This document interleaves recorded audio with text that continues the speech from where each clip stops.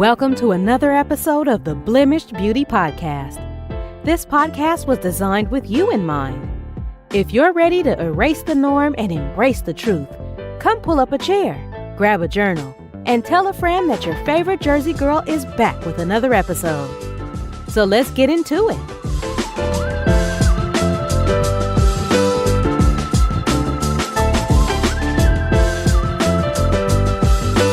Hey y'all, welcome to another episode of the Blemished Beauty Podcast with your favorite Jersey girl, Shira Renee. And today we are still in season 5, and you know season 5 is all about transformation and it's all about motivation. So today we are talking about the importance of being a light in dark times. So I have the pleasure of sitting down with Miss Amber, and she's going to come on the stage and talk to us a little bit about her journey on what it's like to be a light in the dark times, especially when you are going through it yourself specifically. And so after her countdown, I will bring her to the stage and we're going to have a good conversation.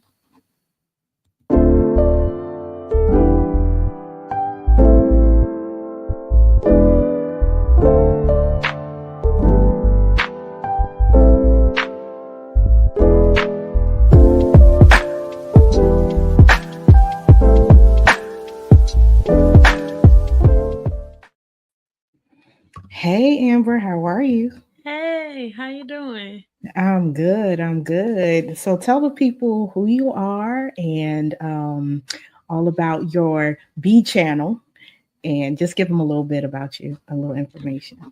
Hey, so my name is Amber. I'm from Philly. I'm 35 years old. And, the last several years I've been on this caregiving journey.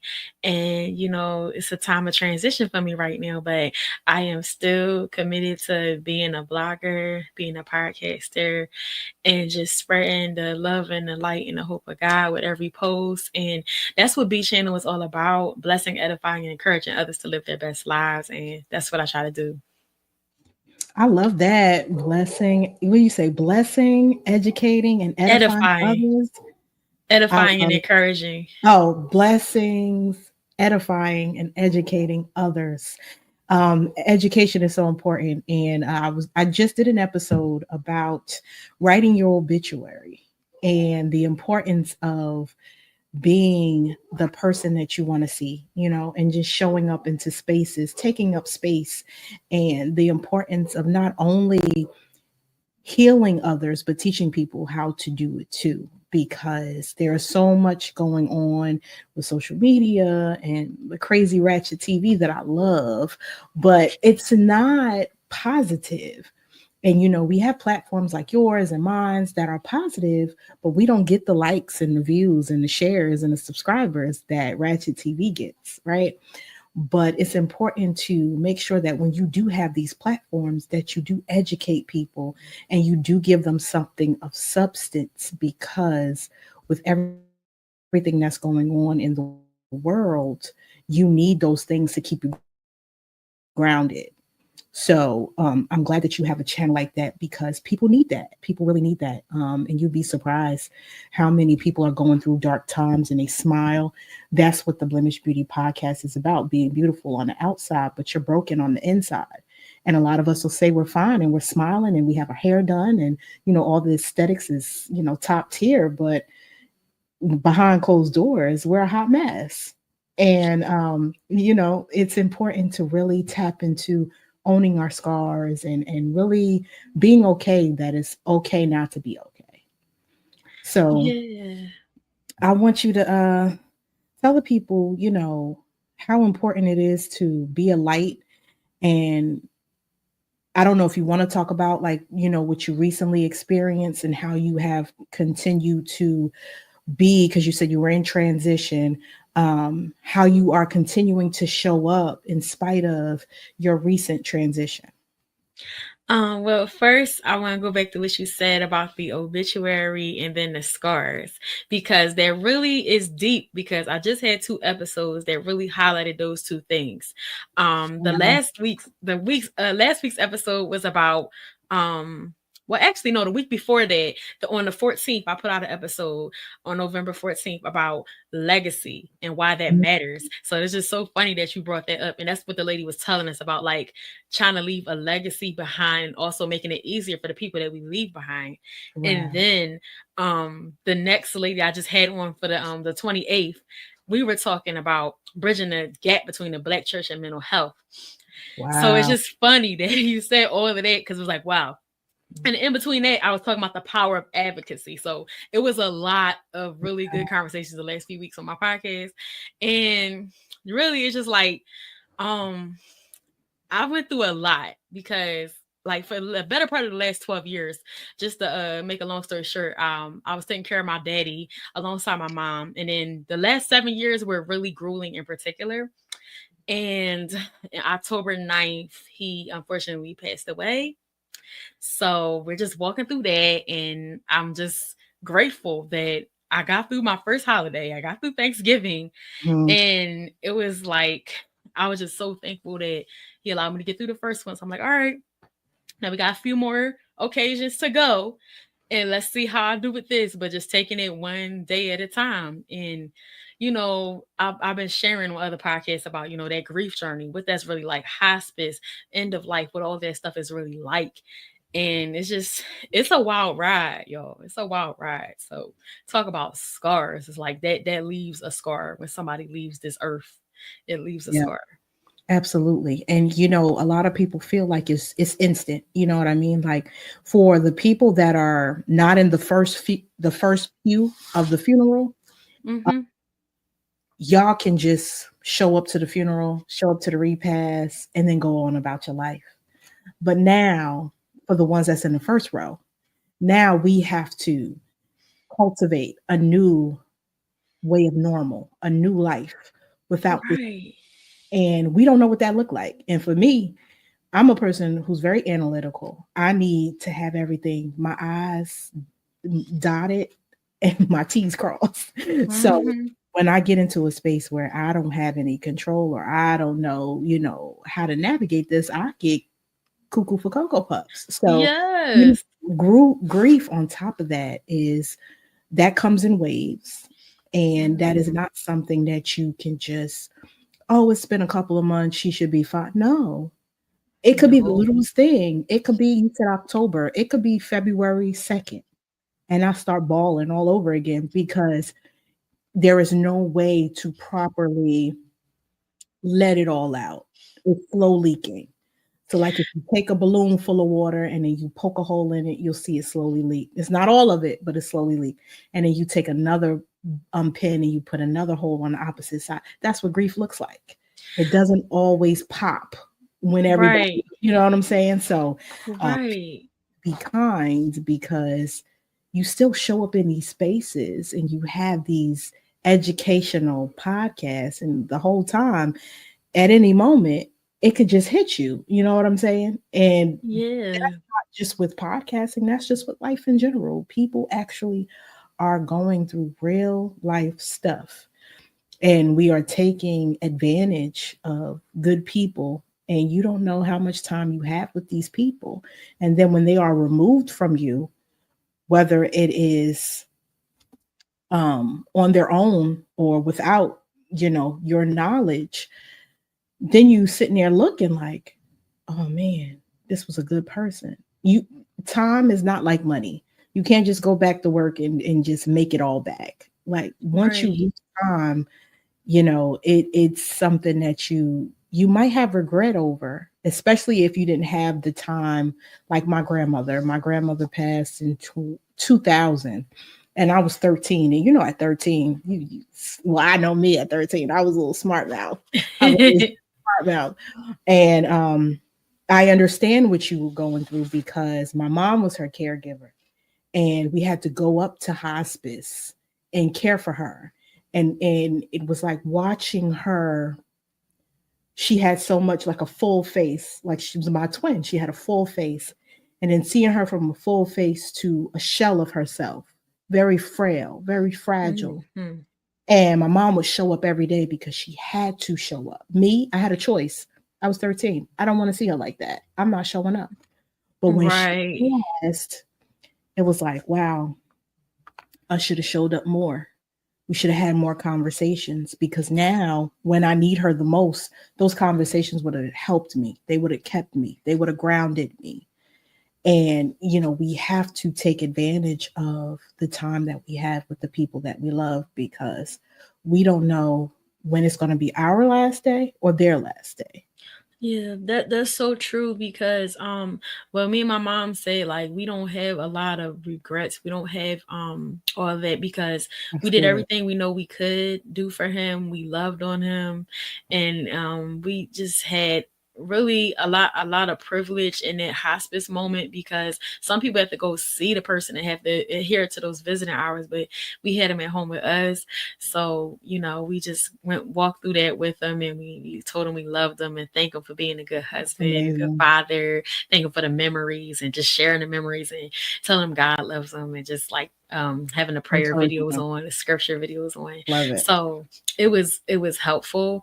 And like in reference to what you said about not being able to say certain things, I have decided that when the time is right, I went to Target, went down to the good old Target, bought me some really pretty journals, not the spiral notebook, like a nice pretty journal with big pages. And I said, you know what? When the time is right and certain milestones come up and I feel like I need to say something and I don't want to just say it to the air, I can write it. And so that is what I'm like. I'm gonna dedicate those journals to him. And I got that idea really from I don't know if you heard of the book of John Gray. It was a reality show. And at the end of every show, he had this nice leather bound journal and this pen, and he would write to his father. So I was like, hey, why not? Oh, So wow. just like we pray a journal to God, we can talk to our loved ones like they're like, hey, it's been such and such months, and I'm feeling like this, or I'm missing you, or I thought about you, or something. So we'll see. Whenever I feel led, I'm not gonna force myself or rush it, but whenever I feel led to write, instead of just saying something, that's an option. So consider that. Yeah, when I lost my uncle last year, I did a not yeah, I did an episode, in dedication to him because I was so amazed and I was so full emotionally to see how many lives he touched.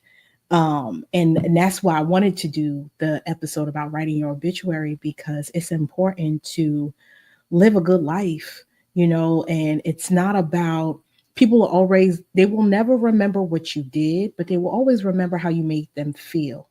And that was one of the things that was constant about every person that got up on the mic to talk about him. They were talking Mhm. about how he made them feel. And that was just so profound to me because everybody had the same story. He made them feel seen, he made them feel loved, he made them feel heard. And that is things that people don't really say too much, especially, in this world.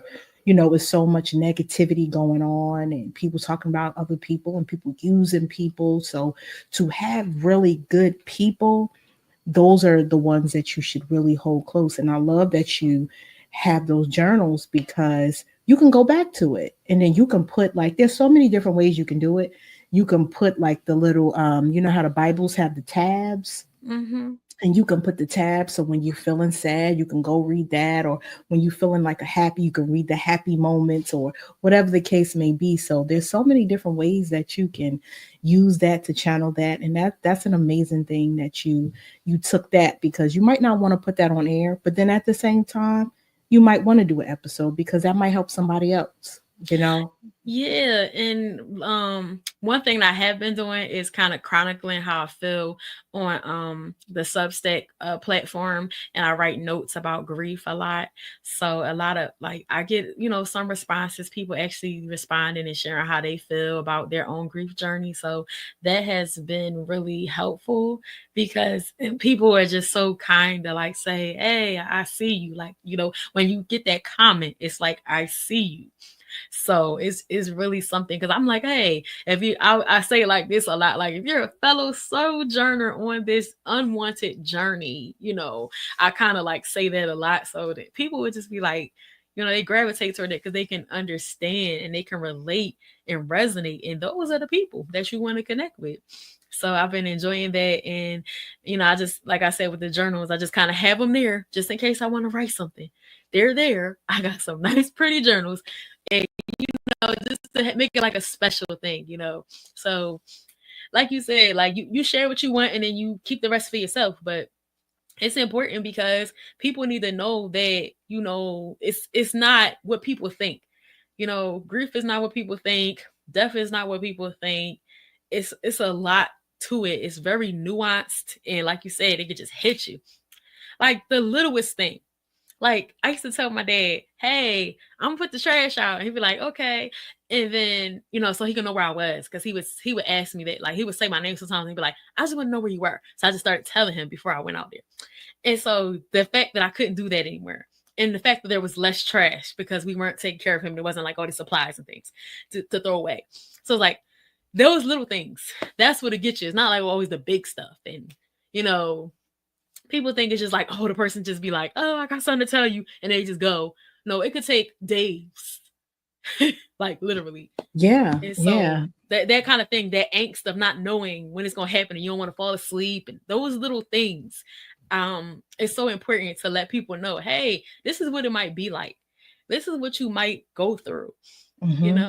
So That's true. I remember when my uncle passed, he passed literally my birthday was April 29th, and he passed away May 3rd. wow. So he called me, and me and him was laughing. He would say happy birthday, because he always called me on my birthday, holidays, all that good stuff. And I was Oh. laughing because he had just got a Facebook page. And I said, what do you know about Facebook? Because you can't even text. So what are we doing? And me and him we was cracking up, right? So to think that my birthday was that Saturday, and then that Wednesday he passes, it's like, Mm, wow, and it was unexpected. So it's like when you have someone who's sick, it doesn't, one doesn't justify the other, or one is not better than the other. But mhm. when one is sick, it gives you more time to kind of prepare yourself mentally, to ground Right. yourself for what is about to take place. But when you physically have just talked to this person, and then you hear a news that they're not here, it's like that's like a ton Whoa. of bricks to your chest, right? So that's a whole Yeah. nother set of emotions compound on top of the grief. So Yeah. I It's like definitely get that. I definitely get, the little things. So like on my birthday this year, I didn't get that phone call. And then that reminded me, like, well, this time last year, that was the last time I talked to him. So it does take you back, and once you get you to a place where you're just like, mm, okay, so how do we move forward? How do we become, so when I lost my daughter, this is how the podcast was born. I was pregnant and I lost my daughter at 5 months. I had a mm. miscarriage. Oh my goodness. And I decided that I wanted to do something that she could be proud of. I was the type of person that internalized a lot of things, and I didn't really speak up for myself. So the podcast is the platform of my coming out of that shell, right? And that whole being beautiful on the outside, but being broken on the inside. So this is my way of taking that misery and turning it into a message, and allowing other people that have gone through things to do the same thing, because um, that's an important thing that we can do too, to honor our loved ones and people that we have lost in some type of way.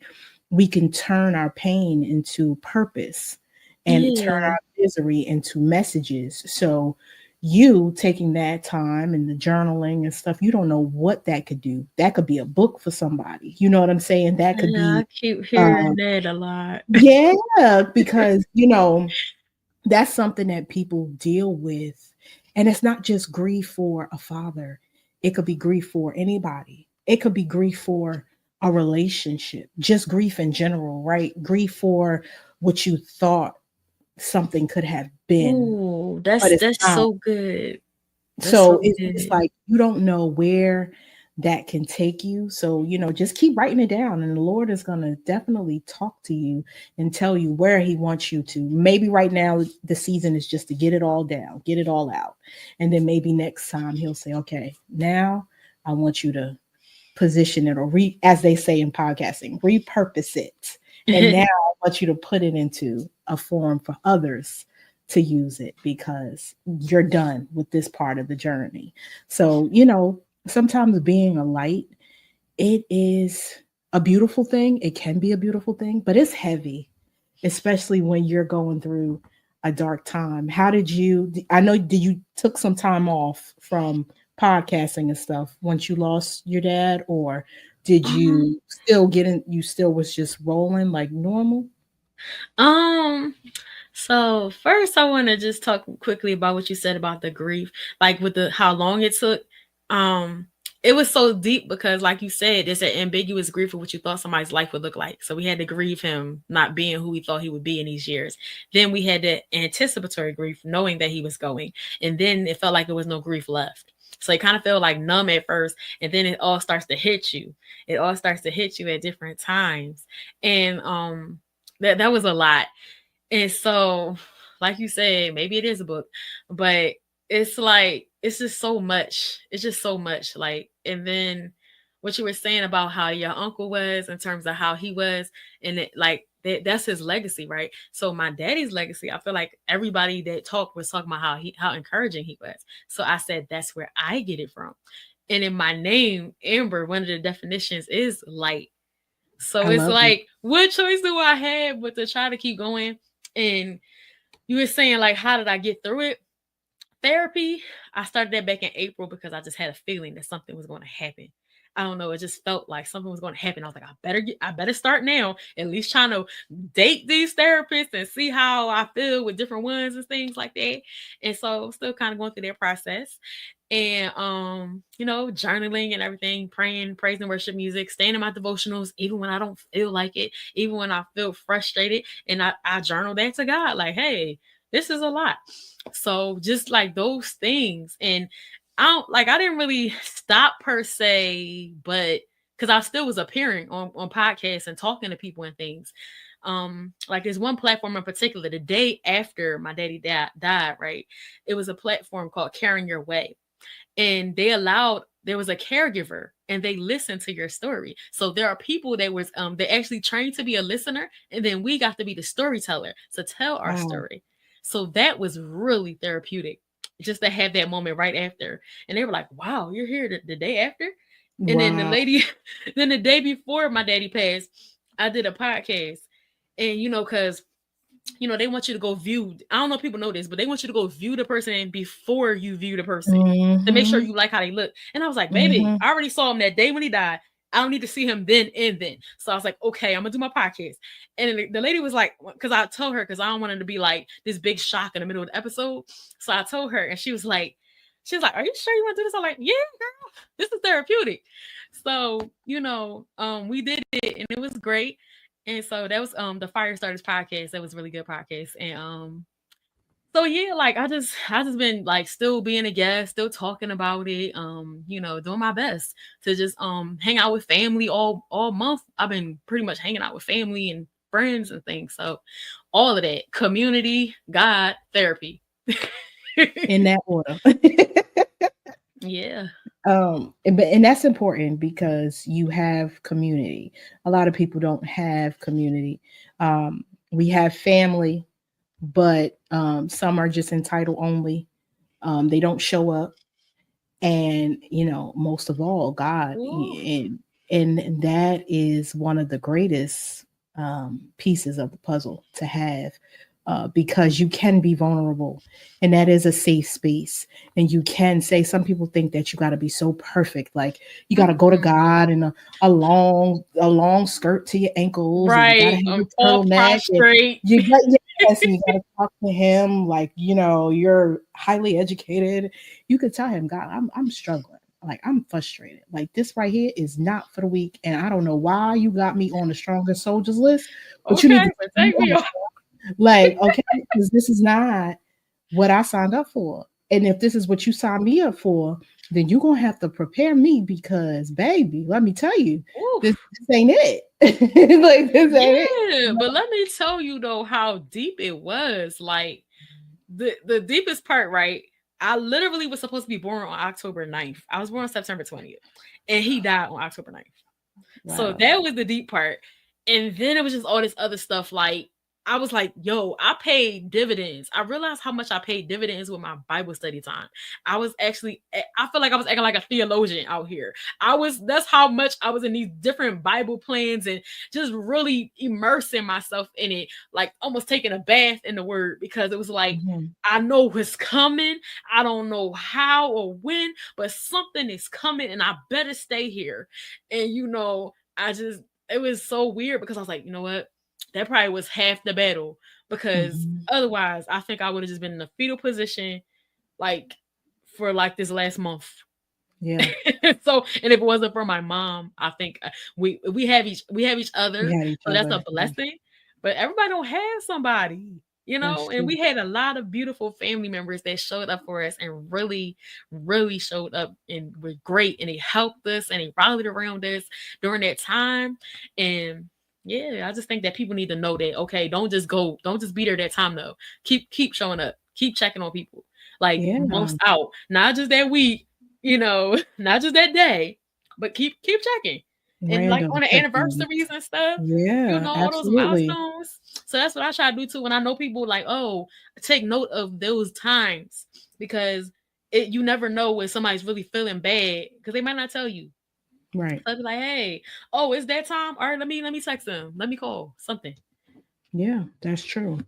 So I want you to take this time to encourage people and educate people on the importance of what being a light is, right? Especially in like a dark time, and how important it is to still gravitate and hold on to that light that's in you. Because if you pull on that dark side, that one, because I feel like in life, you know how back in the day when we used to watch those 90s shows and they had the devil on one side and the Mm-hmm. angel on the other side. When you Yeah. go through things, it's easy to gravitate to the negative. It's so Okay. much harder to gravitate to the positive. So just tell the people, motivate the people, encourage the people, educate the people on how important it is to hold on to the positivity, hold on to the lightness, the God side of things, because life is going to get heavy. The Bible says that the weapons will form, but they won't prosper. And that's a mental thing. And we have to remember that. And that's important, because when they're forming, oh, they feel like they're going to prosper. They feel like they're going to prosper real bad. Yeah. But if you are not geared up, if you are not armored up, like you prepped yourself. So you didn't allow those things to prosper. They formed, but you didn't let them take you over. So just let the people know how important it is to just prepare yourself for these moments and continue to be a light in the midst of a dark space. Yeah, so people, let me tell you, every moment is not gonna be sunshine and rainbows out here, especially in this journey of grief. But if you can reach out to somebody else and share a kind word, be encouraging, check on them, it means more than you will ever know, because you're taking that focus off of yourself. And as Joyce Meyer says, you're reaching out more than you're reaching in. Because when we focus on ourselves too much, that's when we really stay in that dark place. But when try to talk to people like, hey, I'm having a rough moment, or just say, or just encourage people, like, you got to be transparent about whatever it is you're going through. So reach out, and you just never know, because like they can encourage you, you can encourage them. And like, we need to just really rally around each other, see each other, take the time to know each other, make sure that we're loving people well, we're hearing people, and not just what they say, but what's underneath the surface. What is that body language saying, right? And like, just the silence. Sometimes you'll have the silence and those lapses in communication, but hey, let's take the initiative and say, hey, I haven't heard from them in a while. Let me reach out, especially if they're on your mind a lot. And sometimes we don't want to pay attention to that, but we have to, because you don't know what that reason that God's putting them on your mind. So just take the time to reach out to somebody, be a point of light, and just really show up, because you never know what that taking that moment to show up could do for somebody. Because sometimes people come back and tell you, but sometimes you never really know on this side of heaven. But the whole point is not to do it with expectations, but just do it because it's the right thing to do, and that's your heart and that's your motive, because you want to just be that for somebody, you know and it makes a difference. It really does. I appreciate you for coming on and just, telling us a little bit about your transition and your story and being so transparent and vulnerable because topics like this need to be talked about. A lot of these issues that we go through in life, they get swept under the rug and people don't really pull on or pull in, when times get rough. So having these episodes is definitely going to be the catalyst to help someone else who is going through the grieving process. And I did an episode about it because there was different stages. I didn't even know it was different stages of grief. But my episode was about grieving people that I thought I was going to have forever with, and that was friendships. So that's a whole nother 30 Yeah, minutes. baby. So I appreciate you for coming on and, just being a guest on the platform. And hopefully, we can have another conversation soon. That would be great. Okay, cool.